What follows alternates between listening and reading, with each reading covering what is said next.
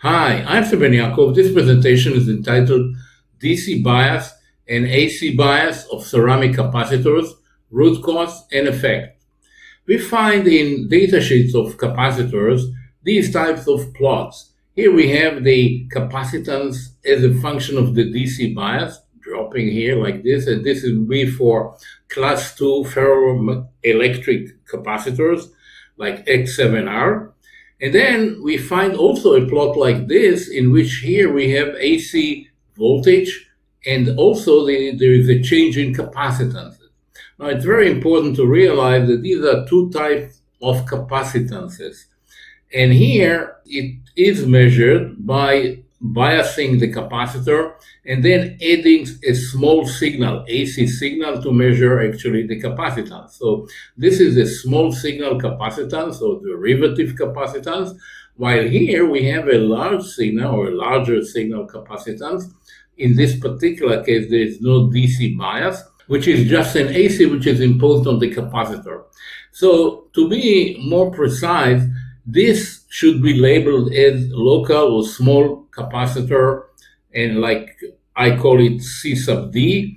And here it should have been labeled as CAC, because this is for a large signal capacitor. Now we find also in papers, and this is an example here, this is a paper that was published in the DesignCon conference 2011. We find these plots. These are the capacitances. They're two-sided now, not just one side, but the minus voltages also.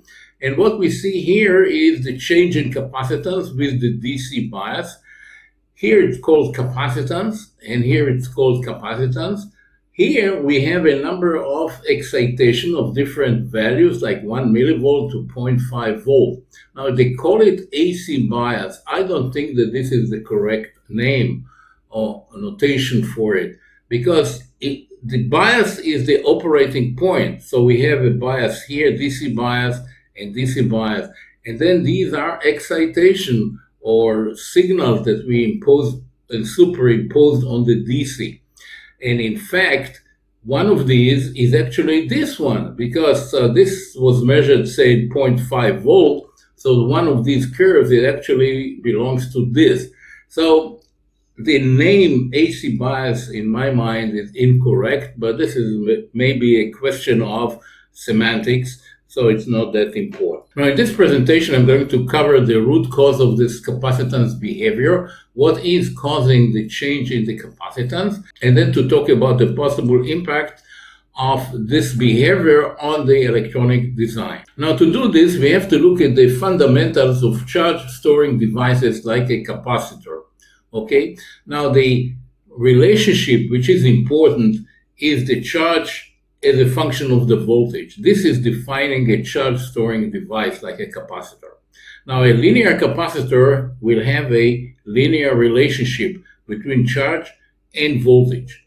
At any given point, the capacitance is defined as the charge over the voltage. A nonlinear capacitor, like a class 2 ferroelectric capacitor, will have a nonlinear relationship.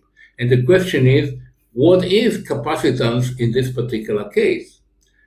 As a matter of fact, we can define a number of capacitances. One of them will be the small signal, which is the derivative here, the slope here at any given point.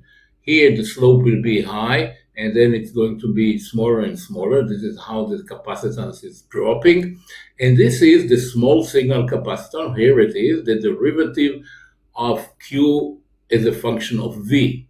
We can also define a large signal capacitance, which is the ratio between the total charge here and the voltage at any given point. This will be the large signal capacitance. And then we can also define an AC capacitance. This is a large signal, like here is a DC value, and then we have here this AC value here in this voltage. So this will be a large signal capacitance. All these are different capacitances, and of course they have different characteristics. So it's very important to distinguish between them. Now, therefore, this type of a plot is actually a small signal capacitance. This is this derivative. This plot is the large signal. So what happens here is that there's no DC, so we are around zero, and then we have this change here of different amplitude. So these are different capacitances. So the question now is, how can we model a nonlinear capacitor? There are a number of ways to do it, and I'm showing here two ways, and you can find the details in videos in my YouTube channel. And I'm not going into the development, the derivation of these equations, but just to the end result. There are two ways shown here. One is based on the total capacitance, and here we have the current is a function of these two terms, the total capacitance times the derivative of the voltage plus the voltage times the derivative of the capacitance. This is for the total capacitance, or a model which I actually prefer is the derivative capacitance times the VDT. These two represent correctly the nonlinear capacitor. You can use either one of them. And then there is a relationship between these two through this equation. So the question now is, how can we use this model in order to simulate a nonlinear capacitor? And here is how I prefer to do that. Now, starting with this model, I can represent it by a current source, which is defined by this product, the small signal capacitance times the VDT. Now, the VDT, say in LT spice, can be executed by this operator, DDT. This is the derivative of the voltage between A and B. This is the derivative here. So this is this term here.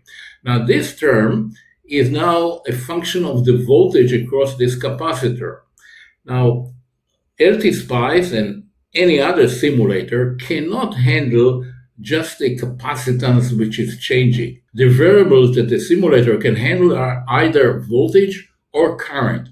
So the trick here is to represent this value by a voltage. So to emulate this value by a voltage. So we have now a voltage which numerically is equal to this capacitance, and I can conveniently use a table that will give us the value here of this voltage for any given voltage across the capacitor. Okay, so the first thing would be to get this table done, and we can go to the data sheet and just look up these points and get the pairs of voltage and capacitance, voltage and capacitor. This particular capacitor is a 1 microfarad at 0 volts, and then it goes down quite a bit here. You see it's a X5R capacitor going down to, say, 10% of the original value, which is really a large reduction, okay? So this is a 50 volt capacitor, so at 20 volts, it's only 0.4 microfarad.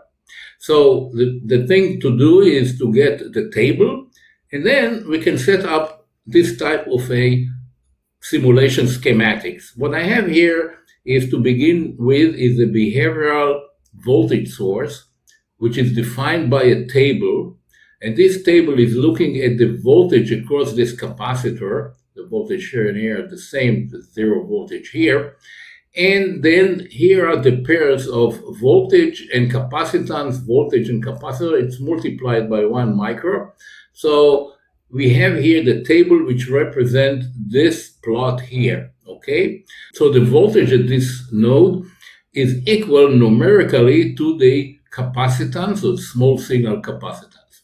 Then I have the actual capacitor. This is the capacitor. Here is this voltage here, which represents the capacitance times the derivative of the voltage across the capacitor. So this is the model here. This is this model here.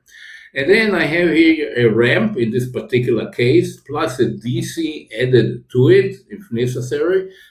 And then we have here another behavioral voltage source, which takes the integral of the current of the capacitor. This is SDT, is an integral. And the purpose here is to get the charge, so I can actually plot the charge as a function of the voltage. And here it is. Here I am sort of reproducing the small signal capacitance, as a function of the voltage. Now, this is the two-sided. In the datasheet, we have only one side here. Obviously, the capacitance is dependent on the voltage, either positive or negative.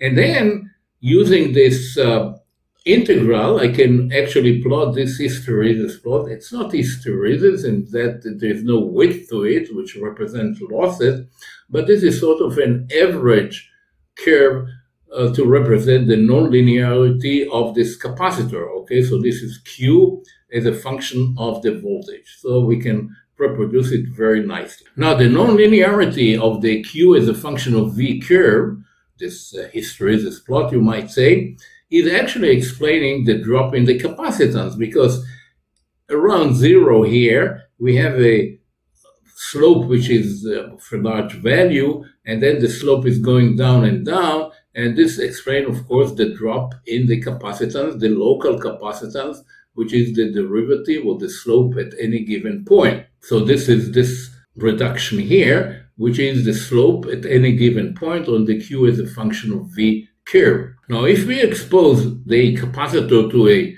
large signal, depending on the size of the signal, if it's not too large, then it's almost like the small signal. It will be like here. But if we go with some bias here, and then we have an AC superimposed, then it's going to be this curve, which is, of course, much different than the actual curve, the nonlinear curve. We're assuming here a linear, sort of a linear capacitor to represent the capacitance at any given point. So this will be the large signal behavior of the capacitance of this nonlinear device. Once we have a model, a simulation model of this nonlinear capacitor, we can do some experiments by simulation to look at various effects of this excitation, voltage, DC and AC, large signal and small signal. So I've set up here a simulation schematics. What we have here is very similar to what we had before. This is producing a voltage which is numerically equal to the small signal capacitance. This is now excitation, which is a sinusoidal wave added to a DC. This is a DC which I am sweeping between 1 to 50 volts at steps of 5 volts. Again, this is for measuring the current. And here is the nonlinear capacitor. Here is the value of the small signal capacitance plus the derivative of the voltage across the capacitance. And again, I have here a integral of the current in case I like to look at the charge.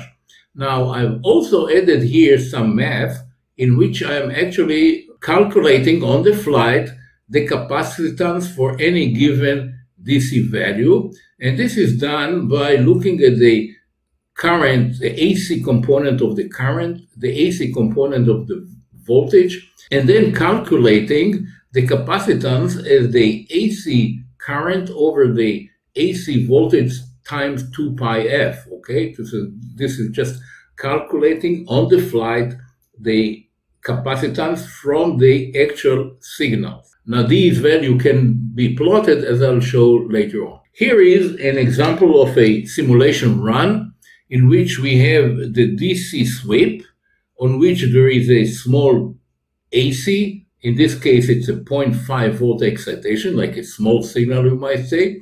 This is the current through the capacitor. You see there is barely, doesn't seem as distorted.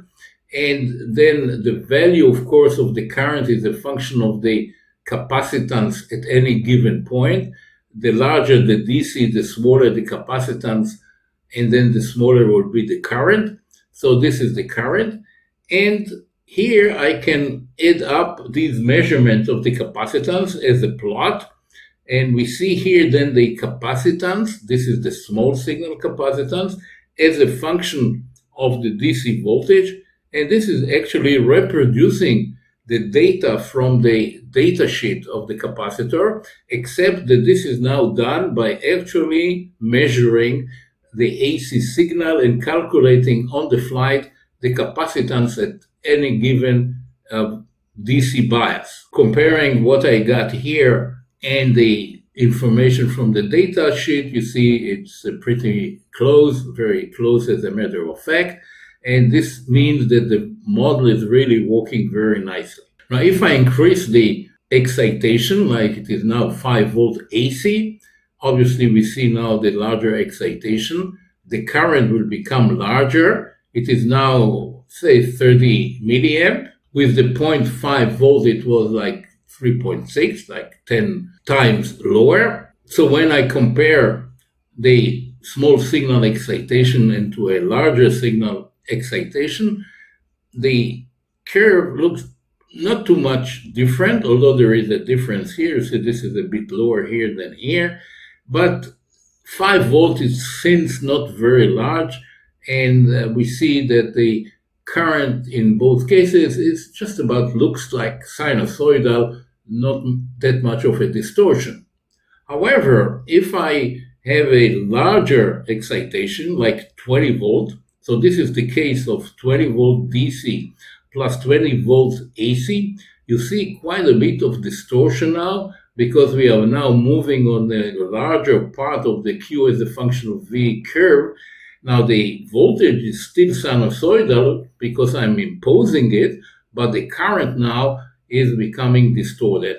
So this will be the plot for the small signal, and this is for the large signal. Again, the general behavior is pretty much the same, but still there are differences here because the large signal is sort of, you might say, averaging out a larger portion of the curve. Now, the common practice of testing and examining a nonlinear capacitor is by exposing it to a DC voltage plus a small signal AC voltage or a large signal AC voltage. So this is actually imposing a voltage on the capacitor. Well, this is really not what we need in power electronics. Power electronics, this situation is non-existing. We are not exposing the capacitor to a voltage. We're exposing the capacitor to a current. Like in a PWM converter, you have a inductor, and there is a current, and then this current is then injected into the capacitor. So therefore, this is really not what we need. What we need is an injection of current to the capacitor, which is more realistic in PWM and resonant converter. Now, by having this simulation model of the nonlinear capacitor, we can actually examine this more realistic situation of injecting a current into the capacitor. And I'm demonstrating it by this circuit, which is really a resonant circuit. We have here the capacitor, we have here now an inductor. So this is a resonant circuit. There is a bias here to bias the capacitor. And in this particular case, in this particular example, I'm running it at 33 kilohertz, and this 33 kilohertz is the resonant frequency when the capacitor is 0.5 microfarad. There is a 50 microhenry inductor, and at 0.5 microfarad, the resonant is 33 kilohertz.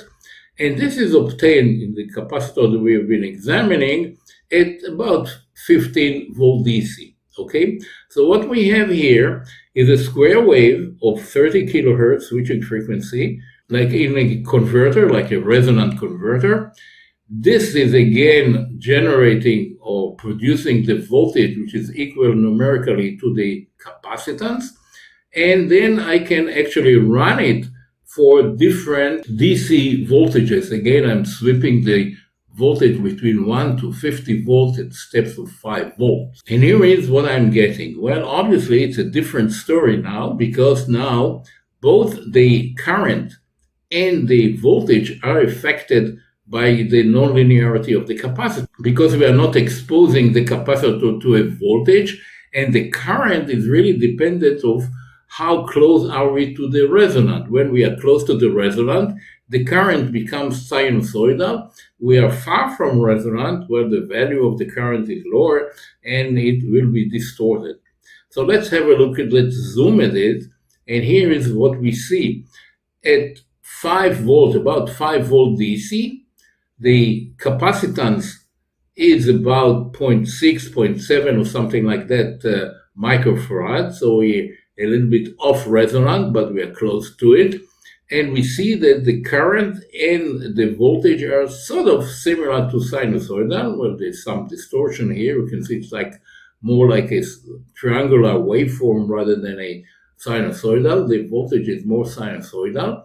As we move to a higher voltage, we see that the amplitude, first of all, is becoming larger. You see the current now is about 1 amp, while here it was only 200 milliamp, and this is with 6 volt DC bias, and here it's, as I've said, 16, say, volt DC bias. And if we go to 40 volts, then, of course, we see quite a bit of a distortion, because now the capacitance is small, very small, like 0.1 microfarad, and therefore we are off resonant, and we see this distortion here. So what are the implications of this nonlinearity on power electronic circuits? If we look at PWM converters, say here I have a synchronous buck converter, this is the inductor, and here is the capacitor, which I assume it is this nonlinear class 2 ferroelectric capacitor, like X7R, say. Then obviously, by definition, since this is a filter capacitor, we are choosing it such that the ripple will be small, okay? There's no point in having here a capacitor with very large ripple. The whole purpose of this capacitor is to smooth out this voltage here. So in general, we are going to have here a small ripple. That is, we are working in this mode of derivative capacitance, or small signal capacitance, and the only effect is that the capacitance is changing with the DC. That is, when the DC is changing, the value of the capacitance is changing, so we have to take it into account. However, in resonant converter, the situation is entirely different, because if we are attempting to use a capacitor, this nonlinear capacitor, say in an LLC capacitor, and if the amplitude of the current is large, that not only that the capacitance may change if there is a DC on the capacitor, but also it'll be distorted if the amplitude is large. So using this type of a capacitor in a resonant converter is not a good idea. So this brings me to the end of this presentation. I thank you very much for your attention. I hope you found it of interest, and perhaps it will be useful to you in the future. Thank you very much.